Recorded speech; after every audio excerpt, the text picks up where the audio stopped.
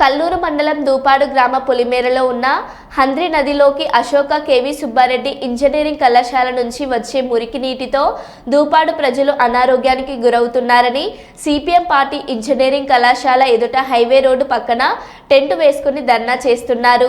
Ashoka KV engineering కళాశాల నుంచి మురికి నీటిని శుద్ధి చేసిన తర్వాతే బయటకు వదులుతున్నామని, ఆ వాటర్ వల్ల కళాశాలలో మొక్కలకు చెట్లకు ఆ నీటితోనే పెంచుతున్నామని, మిగిలిన వాటర్ మాత్రమే బయటకు వదులుతున్నామని, కార్పొరేషన్ నుంచి రోడ్ల సహాయం, వీధి లైట్లలో సహాయం లేకుండా ఏడాదికి 30 లక్షలు కడుతున్నామని ఏవో రఘురామ్ రెడ్డి చెబుతున్నారు.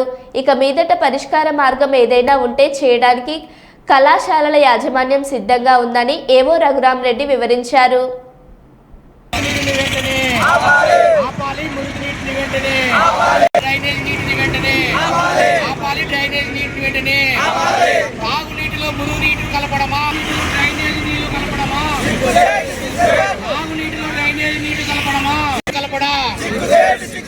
చర్యలు తీసుకోవాలి. కేవీ సుబ్బారెడ్డి కాలేజీ పైన చర్యలు తీసుకోవాలి. అశోక్ ఇంజనీరింగ్ కాలేజీ పైన చర్యలు తీసుకోవాలి. అశోక్ కాలేజీ ఇంజనీరింగ్ కాలేజీ పైన స్పందించాలి. తీసుకోవాలి.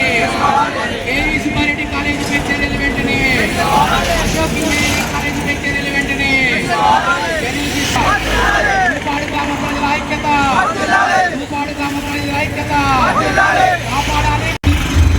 మురుగునీటి నుంచి దూపాడు గ్రామ ప్రజలను, అశోక్ మురుగునీటి నుంచి అశోక్ ఇంజనీరింగ్ కాపాడాలి. మురుగునీటి నుంచి దూపాడు గ్రామ ప్రజలను, మురుగునీటి నుంచి దూపాడు గ్రామ ప్రజలను పోరాటం. మురుగునీటి సమస్య పరిష్కారం అయ్యేంత వరకు పోరాటం. మురుగునీటిని ఆపేంత వరకు పోరాటం. డ్రైనేజీ నీటిని ఆపే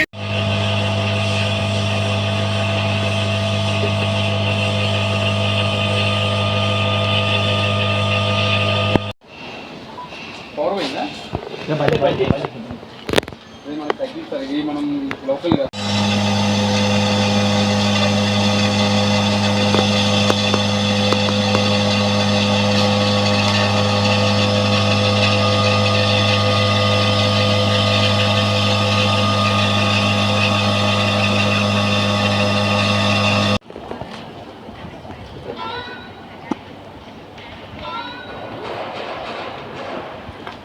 ఓకే స్టాప్ చేసేసి మనకి ప్రాబ్లం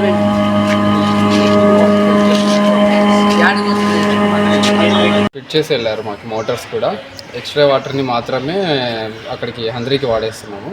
మిగతా వాటర్ మేము చెట్లకి మాత్రం యూస్ చేస్తున్నాము. కానీ వాళ్ళు వచ్చి కూర్చొని మాట్లాడకుండా ధర్నా చేయడము అలా చేస్తున్నారు. గేట్ దగ్గర పిల్లలు వెళ్ళి మాట్లాడటము, అడ్డం రావడము, వాళ్ళందరికీ ఇబ్బంది పెడుతున్నారు. దానివల్ల మేము ఈరోజు కంప్లైంట్ ఇవ్వాల్సి వస్తుంది.